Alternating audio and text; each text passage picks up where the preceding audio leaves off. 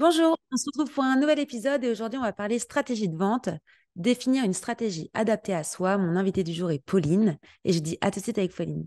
Bonjour Pauline, je suis contente de te recevoir sur cet épisode de podcast. Bonjour Eva, merci. Moi aussi, je suis super contente d'être là. Je me suis dit que t'étais la bonne personne pour parler de stratégie adaptée à soi, de bien-être, de mindset, leadership, tous ces grands mots qu'on a vraiment besoin de remettre à l'ordre du jour quand on est entrepreneur. Pour ceux qui se lancent, pour ceux qui sont déjà lancés, pour ceux qui sont chefs d'entreprise de plusieurs salariés, c'est important de se sentir bien. Voilà. Est-ce que tu veux te présenter un petit peu, dire ton parcours? Voilà, qui es-tu, Pauline? Ouais, bien sûr. Alors, euh, c'est déjà un très bel exercice parce que j'ai plein de casquettes différentes. Donc, Ouais. j'ai toujours du mal, tu vois, à en choisir une, celle par laquelle je commence. Moi, je suis entrepreneur depuis maintenant plus de 5 ans. Ça fait plus de 5 ans que je suis à mon compte et j'ai eu pas mal d'activités différentes, mais au final qui m'ont toujours, où j'ai toujours un peu suivi mon cœur, si tu veux, dans tout ce que j'ai toujours fait, dans les projets que j'ai lancés. Et aujourd'hui, j'ai fondé un écosystème qui s'appelle Dare to Dream, qui est un peu l'école de l'entrepreneuriat en ligne, où j'accompagne des entrepreneurs à se lancer, mais vraiment en ligne, centré sur le business en ligne, à trouver des clients, tu vois, développer leur marketing, se mettre en avant, oser parler de soi, se vendre, etc. Et j'ai aussi une agence de communication centrée sur du ghostwriting LinkedIn. Donc, on va rédiger des posts LinkedIn pour nos clients. Voilà, en fait, moi, si tu veux, j'ai démarré il y a quelques années en tant justement que ghostwriter Ok. LinkedIn, où je rédigeais des posts pour mes clients. Et donc ça, je l'ai formalisé en une agence à part entière. Ok. Et je me suis fait former aussi et certifier coach professionnel il y a quelques années maintenant. Donc j'accompagne aussi mes clients vraiment sur cette partie aussi coaching. Écriture, de communication sur LinkedIn, les réseaux, etc. Ouais. Ouais, c'est bien ça. Donc, une ancienne rédactrice, ça, je savais pas ça, tu vois. Non, mais c'est bien. Et de toute manière, tu vois, moi, c'est pareil. Là, j'ai fêté mes 8 ans le 3 novembre. T'es obligé d'avoir fait plein de choses, en fait, pour pouvoir être légitime ou te le sentir aussi légitime d'avoir cette casquette un peu plus expert. Parce qu'au début que tu te lances, tu sais pas ce que tu aimes, tu sais pas ce que tu as vraiment envie de faire, tu essayes. Et puis, tu as tellement de métiers dans les métiers des digitales que tu peux faire de la rédac comme des sites, comme de la com, comme plein de choses finalement et même de la formation, même comme toi, là, que tu fais à l'heure d'aujourd'hui. Mais c'est toujours difficile de se trouver. Et Oui. c'est pour ça que je trouvais que c'était important cet épisode également. Parce que je reçois énormément de messages qui me disent, mais comment tu as su, dans quel service tu allais proposer, comment, tu vois, je pense que tu en as déjà reçu ce genre de message aussi. Comment tu as su comment tu as fait pour te lancer, comment tu t'es lancé, pourquoi tu t'es lancé. Enfin, tu vois, c'est toujours des questions un peu récurrentes. Et c'est vrai que c'est compliqué quand tu es vraiment junior dans tes premières années d'entrepreneuriat de mettre des services en place, de mettre des tarifs en place et de se dire, ouais, je veux faire ça, quoi. Parce que tu as le choix, finalement. Ouais, c'est ça qui est aussi, je pense, un peu le plus difficile parce que moi, tu vois, au niveau de mon parcours, alors c'est marrant parce que j'en parle peu de mon parcours, donc comme ça, je vais pouvoir te le dévoiler sur le podcast. Mais quand j'ai démarré, j'étais encore étudiante à l'époque et j'ai un peu créé mon auto-entreprise, j'ai envie de dire, un peu par hasard. Ça m'est un peu tombé dessus comme ça. J'avais été démarchée par une boîte qui me proposait d'être interprète français, anglais, japonais, puisque je parle Ok. japonais, j'ai vécu au Japon, voilà. Trop bien, ça. Et en fait, ils m'ont dit, mais on vous prend, mais que si vous vous déclarez en tant qu'auto-entrepreneur, on ne prend pas de salarié. Ok. Bon, bah, j'apprends vite fait comment on fait une déclaration sur l'URSSAF, un petit peu à la va-vite, sans rien comprendre à quoi que ce soit. Mais voilà, c'est bon, j'ai mon cabis, j'ai mon numéro INSEE, contente. Et en fait, j'ai vraiment démarré comme ça. Et puis après, j'ai testé des trucs à droite, à gauche. J'ai créé des sites internet pour des associations pendant mes études, bah, parce que quand j'étais au Japon, j'avais créé un blog, donc en fait, je savais le faire. Donc j'ai proposé ça, tu vois, un petit peu comme ça, à droite, à gauche. Et de fil en aiguille, bah, je me suis retrouvée aussi à un moment donné sur LinkedIn à chercher des stages, chercher des jobs et à apprendre en fait comment fonctionne au final le réseau, quoi. Et c'est là que j'ai décidé de proposer ces services-là. Mais en fait, ça s'est toujours un peu présenté au final à moi. Mais Mm. c'est... Et je trouve que c'est en testant aussi et en allant regarder ce qu'on a autour de soi et qu'est-ce que... Et les compétences qu'on a déjà aussi en nous et qu'on a développées peut-être parfois aussi par hasard, parce que tu vois, créer un blog, bon bah à 19 ans, je me suis pas dit je vais le monétiser, quoi. Je me suis dit bah je vais créer un blog parce que j'en ai envie. Mais jamais j'aurais su que derrière, j'allais créer des sites internet pour des associations quelques années après, quoi. Ouais.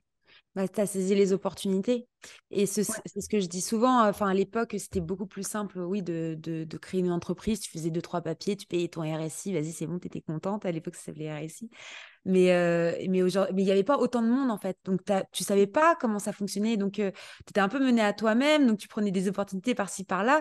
Mais on parlait pas comme on parle aujourd'hui de monétisation, d'automatisation, création de contenu. Tout ça, ça n'existait pas. LinkedIn, ça ressemblait limite à un logiciel.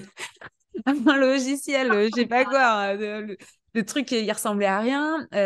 Instagram, c'était le tout début. TikTok, ça n'existait même pas. Snapchat, ça n'existait pas. Enfin, il y avait plein d'outils qui n'existaient pas. Donc, c'est vrai que quand tu es mené à toi et que tu as besoin de sous parce que tu es, étudiante, donc on te propose des choses, tu dis, bah oui. Et puis, en fil en aiguille, donc c'est marrant parce qu'on a à peu près le même parcours. Moi, j'ai commencé dans l'événementiel, rien à voir.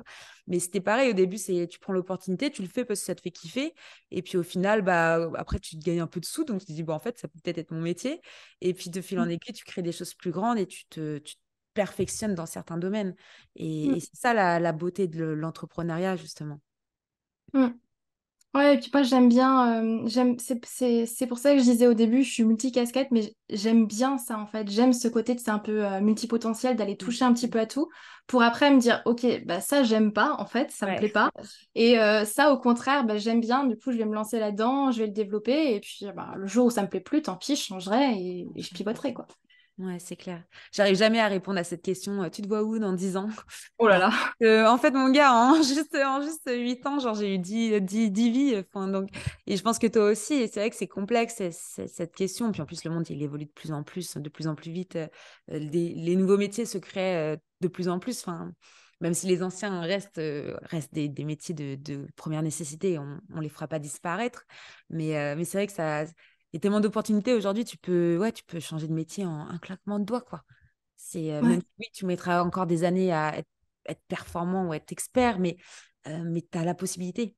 Et c'est beau de le rappeler quand même. Ouais.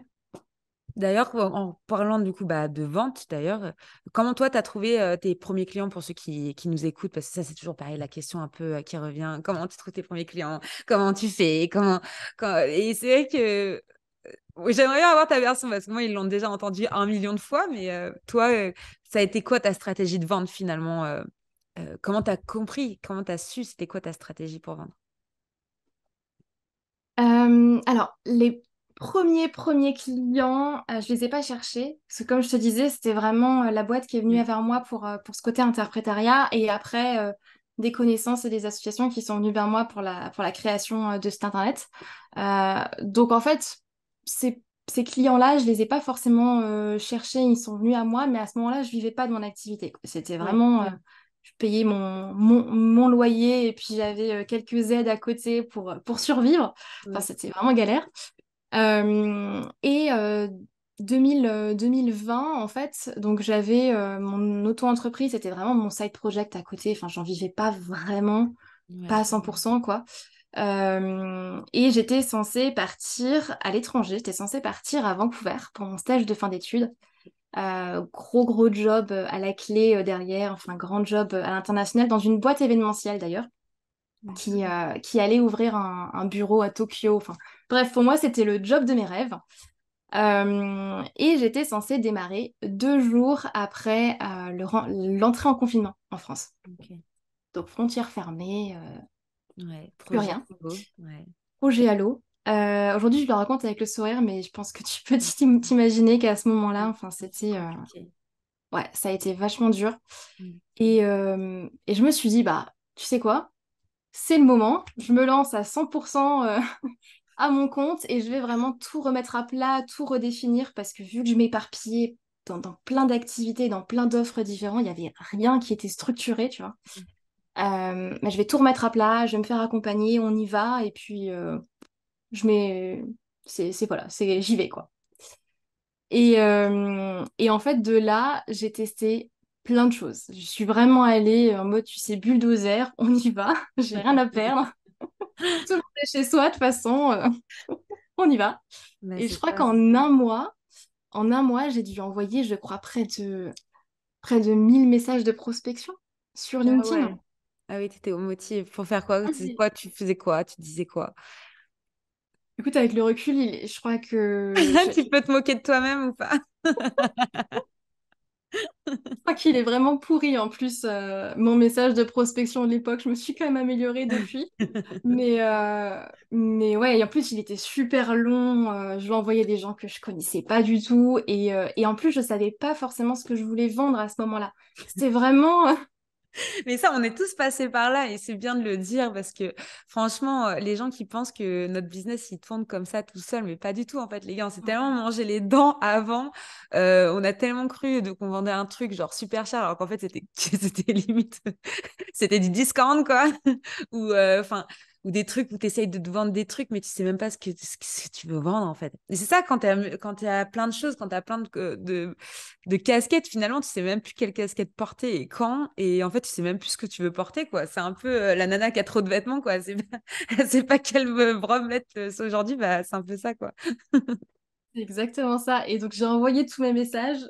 Je savais pas du tout ce que je vendais, mais en fait, je me suis dit, bon, bah, quand j'aurai les gens au téléphone, je verrai bien. Je verrai ce qu'ils veulent plutôt. Je verrai ce qu'ils veulent et puis je m'adapterai. Je créerai une offre si je peux le faire derrière. Et ouais, alors sur les 1000 messages, j'ai pas eu énormément de rendez-vous parce que comme je te dis, c'était pas oufissime le La message. période, ouais. Mais, mais j'ai eu une trentaine, je crois, de rendez-vous téléphoniques. Bon, je les ai enchaînés sur un mois et ça m'a permis effectivement de signer, alors je sais plus, 3 4 clients Mm. que j'ai signés ensuite. Et en fait, bah là, ça a été lancé, quoi. T'es lancé. Non, mais puis, Voilà. faut du courage. Les personnes, elles oublient souvent parce que oui, c'est bien le bouche à oreille. C'est bien de travailler avec les personnes que tu connais et de travailler avec les gens qui connaissent ces personnes avec qui tu as travaillé parce que c'est un peu la stratégie facile. Mais à un moment donné, en fait, ton cercle, tu l'as fait. Mm. Enfin, si tu veux vraiment commencer à développer un business, tu peux plus faire ça et tu es obligé après de mettre des moyens supplémentaires en place, quoi. Ouais. Ouais, et puis à un moment donné, faut y aller. Enfin, Ouais.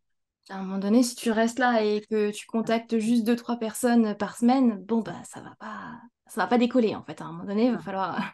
Bon, faites pas comme Pauline, harcelez pas, envoyez 1000 messages, copier-coller. Non, mais tu vois, mais même ça prouve que ça marche en fait. Donc oui, parfois c'est relou, tu vois, on reçoit, puis si tu vois que c'est de l'automation, la personne elle t'envoie son calendrier, voilà, vous booker un rendez-vous, etc. T'envoie un message, deux messages, trois messages, puis après elle laisse tomber. Tu sais que c'est du cold prospection. Mais à côté de ça, s'ils le font, c'est que ça fonctionne. Et tu viens de le dire, en fait, oui, ça fonctionne. Parce que même si tu n'as que 30 rendez-vous sur 1000, et bah, tu as quand même un taux de conversion parce que tu as quand même eu 4 clients qui ont signé sur 1000. Donc, le taux, il est pas non plus ridicule. Quand tu vois, nous, on disait beaucoup dans l'immobilier, c'était ma première casquette, ça. Tu mettais 10 000 prospectus. Bon, désolé pour ceux qui sont écologie. À l'époque, on ne parlait pas écologie.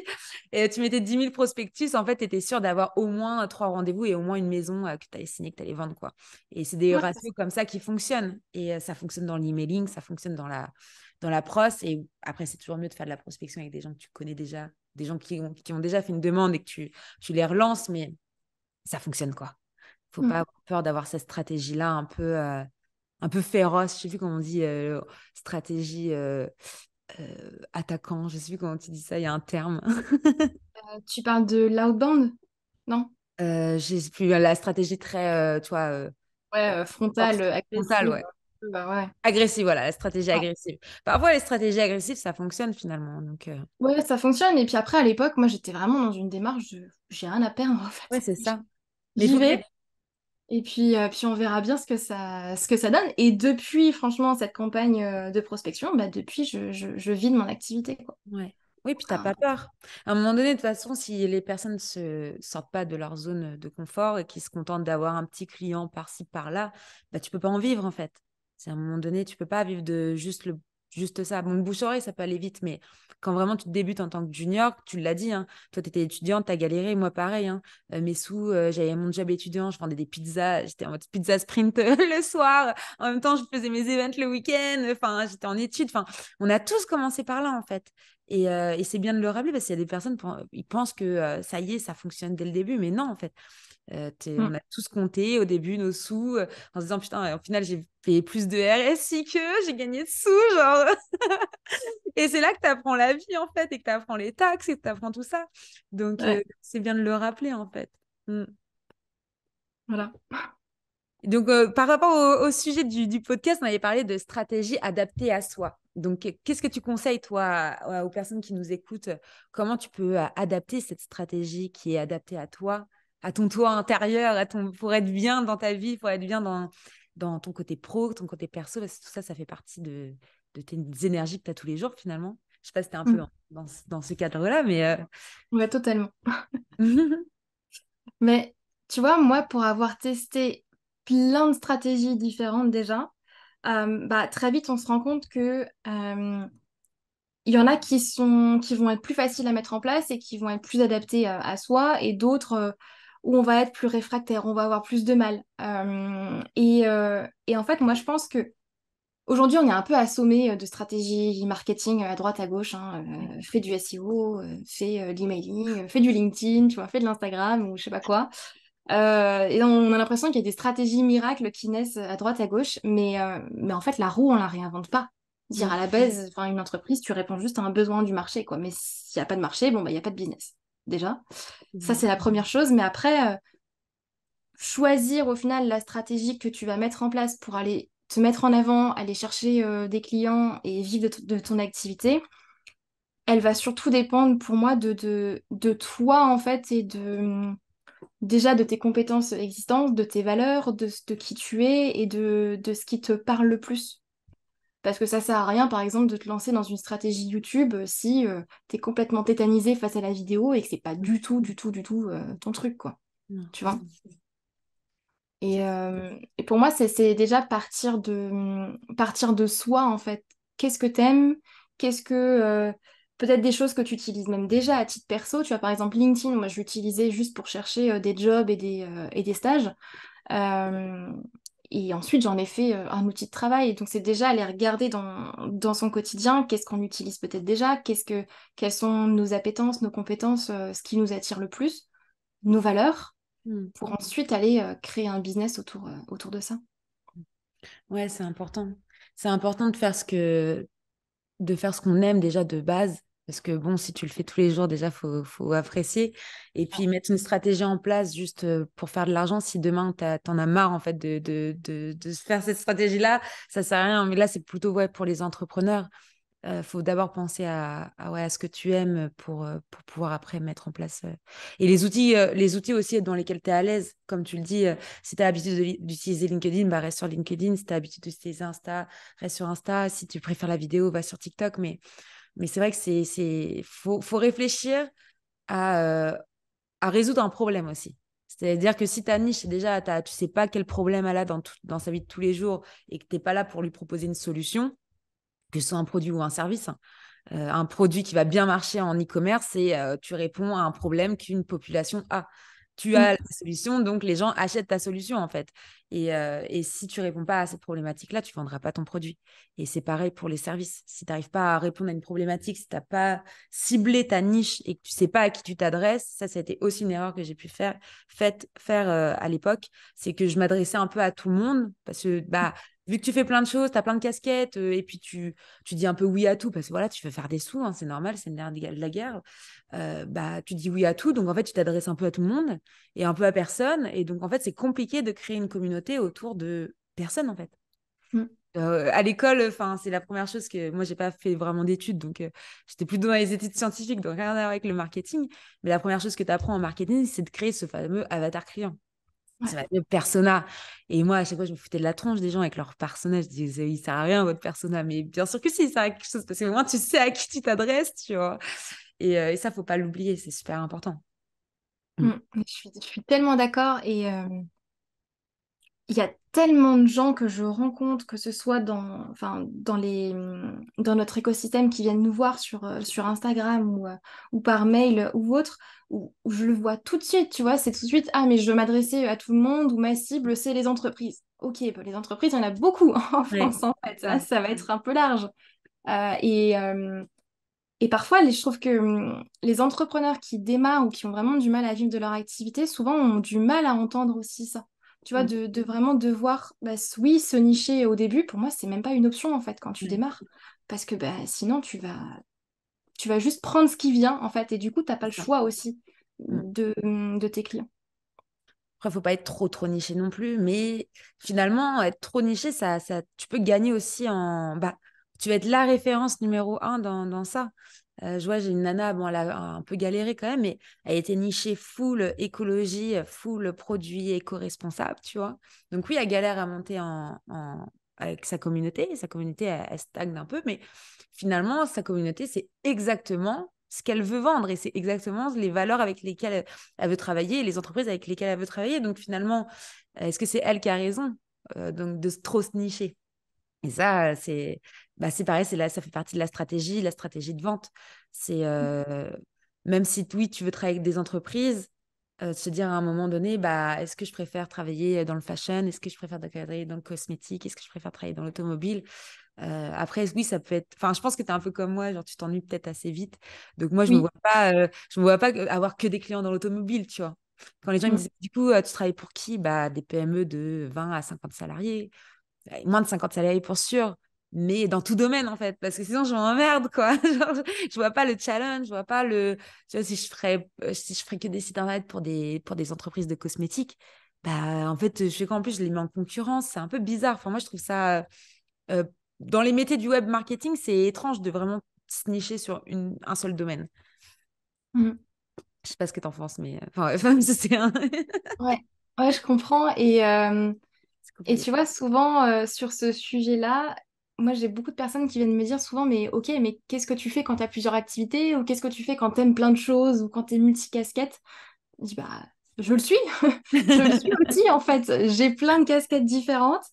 J'aime plein de choses et comme tu dis, moi je m'ennuie aussi très vite. J'ai besoin de changements dans mon activité assez régulièrement, mais ça n'empêche pas, tu vois, d'avoir des bases qui sont solides, d'avoir une offre qui répond vraiment à un besoin du marché, avoir une cible bien précise.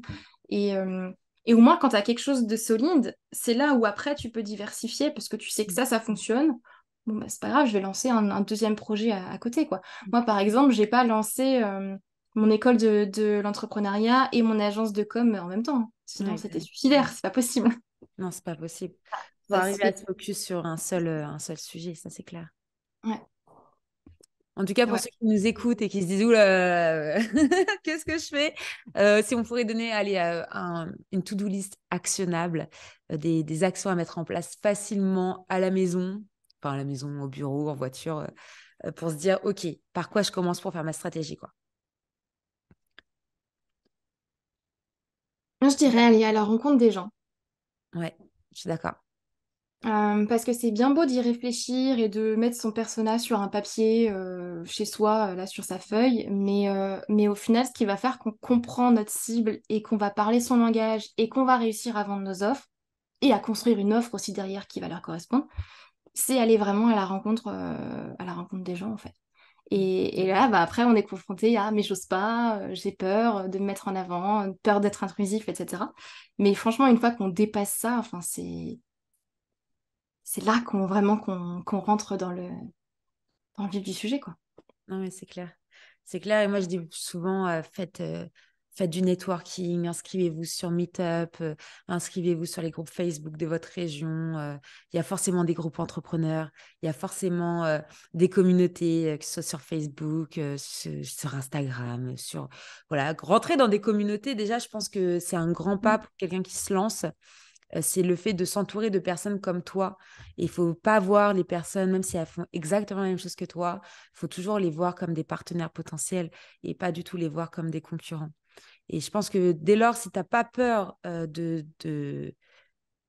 partager ton expérience, tes secrets avec quelqu'un qui fait la même chose que toi, et si tu n'as pas peur d'aller à la rencontre de ces personnes-là, et, euh, eh bien déjà, tu auras fait un grand pas, en fait. Tu auras fait un grand pas dans ta carrière parce que c'est que tu as confiance en toi, déjà. Si tu arrives à être partenaire avec tes concurrents, c'est que tu as confiance en toi.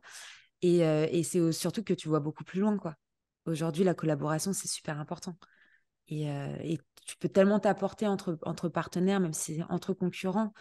Tu le vois, même, tu vois, c'est tout bête, McDonald's et Burger King, Oui, ouais. ils s'apportent tellement.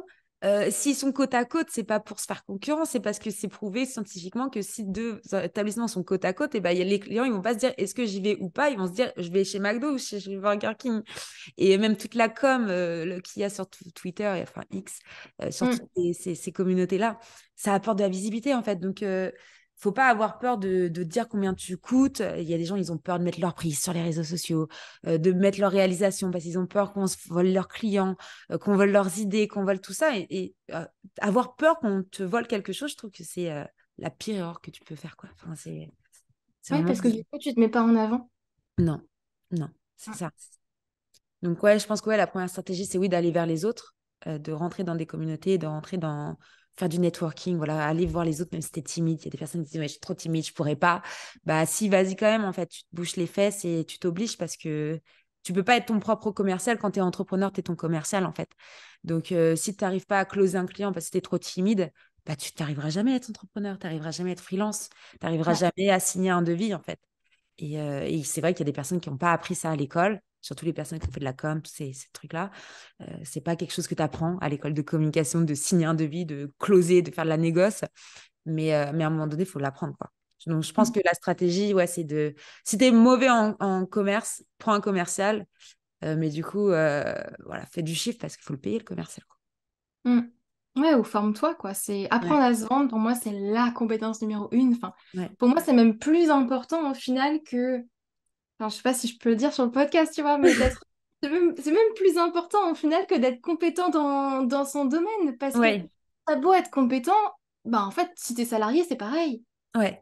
Oui, oui, Mais si t'es juste compétent et que tu sais pas te vendre, bah, t'auras pas de clients en fait. C'est non. c'est- c'est la- c'est vraiment la base de la base, quoi. Et moi, je reviens tellement de loin par rapport à ça. Tu vois, j'ai pas fait d'études commerciales. Moi, j'ai fait un bac S, donc je viens du parcours Pareil. scientifique, un peu comme toi. Enfin, bref, rien du tout. Je suis Ouais, très carré, terre à terre et tout. Et j'étais très, très, très, très timide, introvertie. Donc, prendre mon téléphone pour appeler un prospect, c'était mais un supplice pour moi au début. Donc, je te dis pas quand j'ai eu les 30 appels, comment j'étais en flip total. Mais je l'ai fait, quoi. Et ouais. puis, et puis après, on apprend sur le terrain. Ouais, c'est ça. Faut apprendre c'est un peu comme plonger du plus haut plongeoir de la piscine, tu vois. T'as toujours la flip, mais une fois que tu l'as fait, bah tu kiffes. Bon, après, C'est peut-être ça. que tu le referas pas, ça dépend des personnes. Mais au moins, tu l'auras fait, tu vois. Tu pourrais dire que tu l'as fait. Et c'est pareil, il faut voir ça comme des challenges. C'est ce que je dis souvent, toutes les premières fois font peur. La première fois que tu as conduit, ton premier baiser, ta première relation, enfin, toutes les premières fois, en fait. Ça fait peur. Et c'est normal, la première fois que tu prends l'avion, la première fois que tu fais du vélo. euh, et ça reste gravé tes premières fois. Et donc, une fois que c'est passé, quoi. Après, tu n'as plus Mm, peur. Et mm, c'est important de soulever ça, quoi. ouais. Enfin, j'espère que du coup, les personnes auront un peu voilà, d'idées pour mettre en place une stratégie, même si on n'a pas vraiment donné des conseils super stratégiques, mais c'est un peu toujours la même chose. La stratégie de vente, c'est un peu le cycle de vente, quoi. Tu prospectes, tu trouves tes prospects, tu as une stratégie, et hop, tu closes et tu fidélises et c'est reparti, quoi. Ben, en fait, moi, tu vois, moi, je pars du principe qu'on va pas réinventer la roue, quoi. Je vais pas Non. venir en mode, regarde, j'ai une stratégie révolutionnaire qui Mm. n'existait pas avant.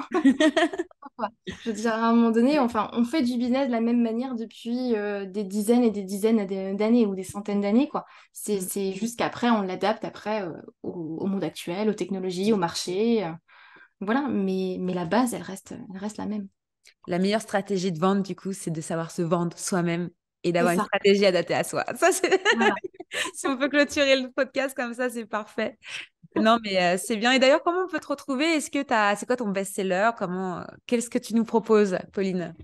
Alors, du coup, le mieux ça dépend par quoi tu es intéressé. Mais du coup, si c'est effectivement côté stratégie de vente, ça va plutôt être notre écosystème Dare to Dream, donc oser rêver, justement.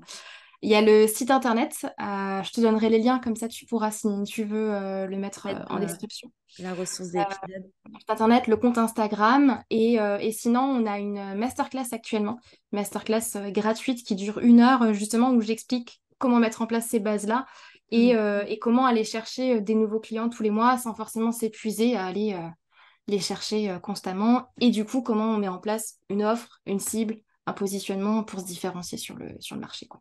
Trop bien. Bah, écoute, merci beaucoup en tout cas, Pauline. Ça m'a fait plaisir de papoter avec toi. C'était un Donc, podcast très doux. C'est limite au relaxant, ce podcast. très bien. Et bah, merci tout le monde de nous avoir écoutés. N'hésitez pas à aller contacter Pauline pour vous faire accompagner, voilà, pour avoir des astuces, pour développer votre business. Et puis, bah, je vous dis à bientôt tout le monde et à bientôt, Pauline. À bientôt, merci beaucoup. À bientôt tout le monde.